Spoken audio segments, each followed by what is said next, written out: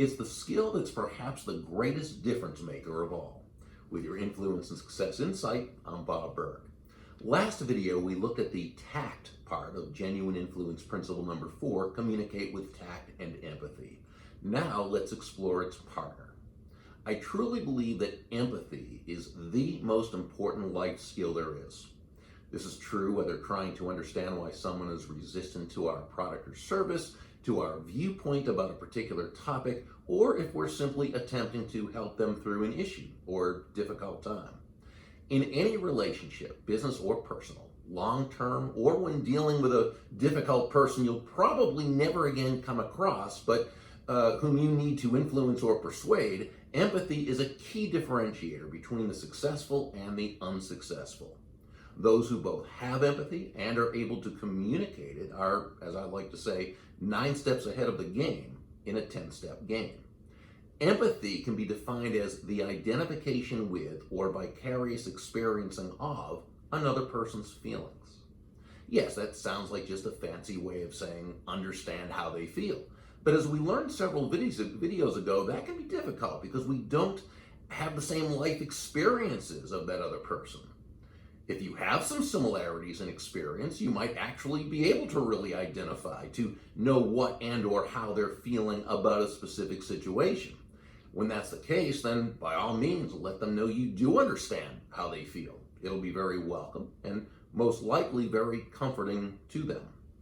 But more often than not, it simply isn't the case. And even saying, I understand how you feel, might, instead of making that person feel better, cause them to feel resentful, frustrated, or even angry, because they know you don't know how they feel. They then perhaps even see you as being disingenuous, even though you're really trying to help. And whether dealing with someone on our team, a prospective customer, or that one-time person who has an issue, let's face it, there are times when not only do we not know exactly how they feel, we have no idea how they feel. Yet, we can still be empathetic. You see, empathy doesn't mean you actually understand what or how the other person feels. It does mean that you communicate, perhaps through what you say or the way you say it, or just by how you show up. You communicate that you understand they're feeling something, and that this something is causing them distress, and that you are there to help them through it. Sometimes communicating empathy is through asking questions, listening, assuring, etc. In other times, it's nothing more than listening. Listening patiently, listening actively, and listening with a genuine caring about that person. Whenever you effectively communicate empathy, the other person feels heard. And when they feel heard, they feel understood. And the desire to feel understood by another is one of the most powerful elements of human nature. That's why it's such a difference maker.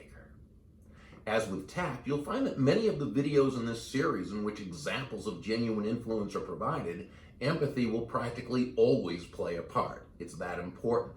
It's also why I truly do believe it's the most important skill a person can develop in themselves. And if you don't feel that a natural sense of empathy is one of your strong points, please don't be concerned. Like tact, you'll experience yourself developing it as you go through these videos. With your Influence and Success Insight, I'm Bob Burg. Make it a great day.